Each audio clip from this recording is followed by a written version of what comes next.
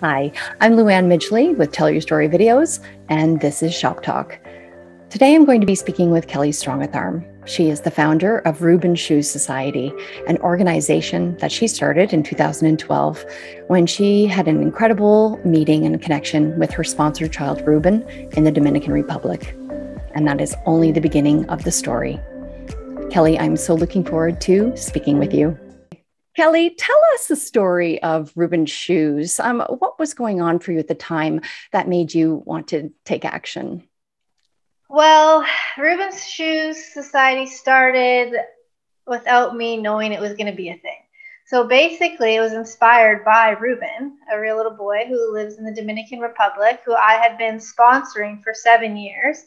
And what was going on in my life was that I was just going on Christmas vacation with my mom, and we were going to go to the Dominican Republic. And I reached out to the sponsoring charity that I was working with and asked if I could meet him. And so we just had our vacation, and then we had one day with Ruben and his family. And so at the time when I first met Ruben, he was 10, but I had been sponsoring him for 7 years. So I got his little picture and I saw him grow up. And so I felt like I knew him, but of course we were strangers, and he's 10, and we didn't speak the same language, but it was such an instant connection with him. He's so special, and there's just something amazing about him that just draws you to his energy. And so we got to spend the day with him. We went out for lunch, and he had never been in a restaurant before. And through our visit, things just kind of kept being put in perspective in my head. I just kept thinking about, here's this little boy who lives in the Dominican Republic who's no different than a 10-year-old boy who lives in Canada. He just has different opportunity, but essentially he's the same. And so we asked if we could go back to his house, and we got to meet his family, and they're so loving and just equally as incredible as Ruben. And I got to see how he was living. And, I've traveled the world before, and I'd seen third world countries, but I'd never really been immersed in that on that level. And so when my mom and I left that visit, of course, we didn't know if we would ever see Ruben again. And we went back to our hotel, and it's so nice and beautiful there. And, we just kept thinking, we want to do more, and what can you do, and how do you make an impact? Who do you get involved with? And something that just stuck out in my head was there was a lot of kids in his village that were running around without shoes on. So I did a little bit of research and found out kids in countries like the Dominican Republic aren't able to attend school without shoes. So I thought, well, okay, that's something easy I can do. I can go back home and I can collect a couple hundred pairs of shoes, and then maybe go back and deliver it into his community. So I got home, and my best friend Desiree will say that there's something changed in me. It was like almost like the light came back on. And I was so excited to start this project, and I got her to help, and another best friend. And because we were involved in the community in the Tri-Cities that we were living in at the time, and when word got out there, everybody wanted to get involved. And the next thing I know, we were collecting, thousands of pairs of shoes, and schools wanted us to come in and do presentations, and all these shoes were coming in, and it's like, what do I do with them? How am I going to get them? And, next thing I know, it's 4 or 5 months later, and we're sending a shipping container of 10,000 pairs of shoes to the Dominican Republic. And then it just kind of snowballed from there.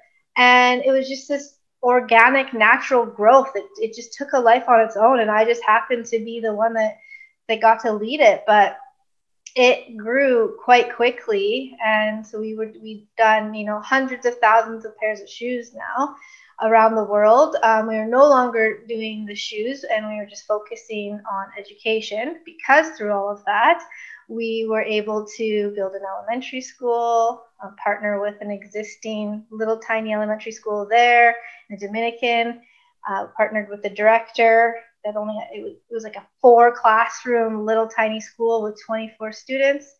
And now we rebuilt the elementary school, and then there was a need to do a high school, so we built a high school. And yeah, long story short, now we have supporting over 500 students in the Dominican and over 30 staff members, and all because of this one visit with Ruben, really. And it's him. He just, and of course I get to still stay in touch with him, and he's 19 now.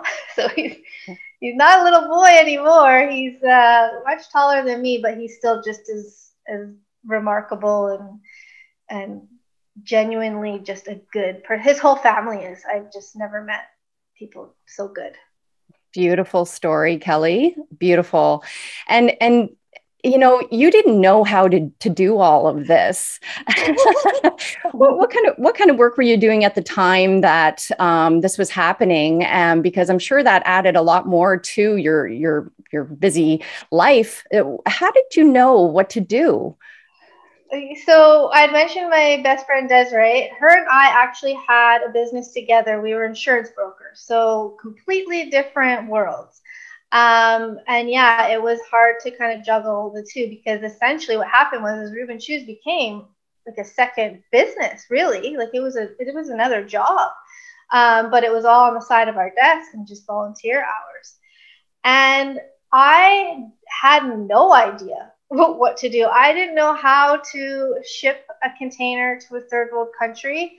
And, I'm a person that has, can have a lot of anxiety and worry and concern about how's this going to happen. But with Ruben Shoes, it was so different. I don't know. It was just people are, how are you going to do it? I'm like, I don't know. We're going to make it work. It's going to work. It's going to all be good. And there was a lot of challenges. It wasn't just so easy as, okay, the container arrived and there was a lot of challenges and a lot of stress, but I never worried. I never had the anxiety about it. It just felt so right and meant to be. And I just felt like I was like guided through it all. It's pretty cool. Yeah. And you had a lot of people, as you say, wanting to help out. They saw that this was something that they could easily do, give their gently used shoes to you, and knew that they were going to make a difference. And then did you build a team around that idea, and then it grew? And how did this happen kind of organically at home here? Yeah. I think everybody has it in them. They want to do more. They want to get involved. But again, they just don't really know how. So when this was just sort of something that was so easy at the start, right? We had tons of volunteers, because we ended up having to get a warehouse and we had to sort all the shoes. Like I'm talking 10,000 pairs of shoes.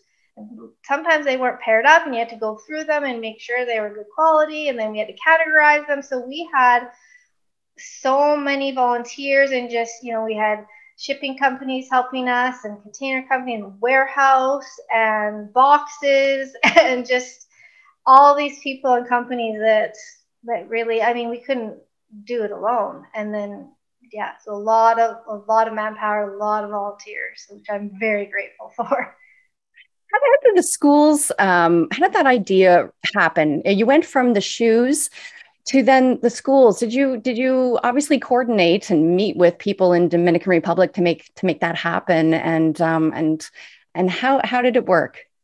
Yeah, so during our first visit after going back to deliver the shoes, we were introduced to a woman named by Aris, who's a director of an existing little tiny elementary school. And again, it was one of those things where they needed help, but I didn't know how we could help her, what we could do. We were just doing the shoes, but we did feel that because of the support that we had back home, that this didn't need to be just like a one-off thing with the shoes, and that we would be able to raise funds. But again, we didn't know how to help her directly. We had a conversation with a good family friend before we left, and they said, if you ever have the opportunity to do something, what you were doing with Ruben, like a sponsorship program through Ruben Shoes, we would be happy to be part of that. And I was like, oh, I don't know how to do that. So in our meeting with Aris, she introduced us to a little girl named Dashlene, who was like 3 or 4 at the time. She had lost both of her parents, and she was living with her aunt, and her aunt had said she didn't want to pay the 50 cents a day moto taxi to send her to the school. And then, of course, I'm like, oh, we have a family back home that I know that would support her. And that's how our own sponsorship program started, and went from the 24 kids to now over 200 kids that we're sponsoring. And this family still sponsors Dashlane to this day. So I get it, just all kind of came together, and then I just facilitated it. So it was just meant to be, I think. And then with the elementary school, of course, it was 24 kids, but then people heard, so they wanted to bring their kids, and then we needed to build the school bigger, bigger and bigger, because more kids were coming and more kids, and then they were getting to the age where they needed to leave the school, but we wanted to continue on supporting them. So then we said, well, we need to build a secondary school, and we had to buy land, which was quite the experience, and then build a secondary school in a third world country. And then in the end, it ended up, we finished all of that during the pandemic. So it was, yeah, a lot of crazy learning experiences, that's for sure. Oh my goodness. But it, like you say, it's like it was meant to be. There's something propelling you and compelling you, and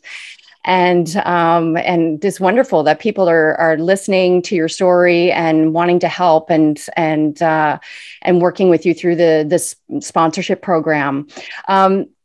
But something else happened recently, and I know you're so busy with all of this, but on top of it all, you've become a new author and a new mom. Well, okay, so to start, I'll say that, yes, new mom, I completed an adoption with Final Sin. It was a 4-year-long process. It was one of the hardest things I've had to go through. He's from Haiti, and I was able to meet him a year before he actually came home. That's how the process works there. You get matched, you go down, you have what they call the socialization visit, and then you have to leave. And a year later, while the paperwork is being completed, that's when you get to bring them home. But for him, it just so happened that COVID was happening right around the time I needed to get him home. And he was legally my son at that point, but we didn't have all of the papers that we need, like the passport and visas and stuff. But I'm a little bit relentless, and I don't take no, like this isn't going to happen. There's always a way. I believe that there's always a way. So I worked really, really hard and was able to get him and 5 other children home to their families right at the peak of COVID. It was incredibly stressful and scary. It was honestly the most terrifying experience, because I just wasn't sure if he was going to make it home, but he did. And so he came home end of March of 2020. He was just 7, about to turn 8 at the time. And so for us, with COVID happening, we were forced to just be together. Even for the first 2 weeks, we weren't even allowed to leave our house because, of course, he had flown in from Haiti. So that time was a little bit of a blessing, because we got to have really good, strong bonding.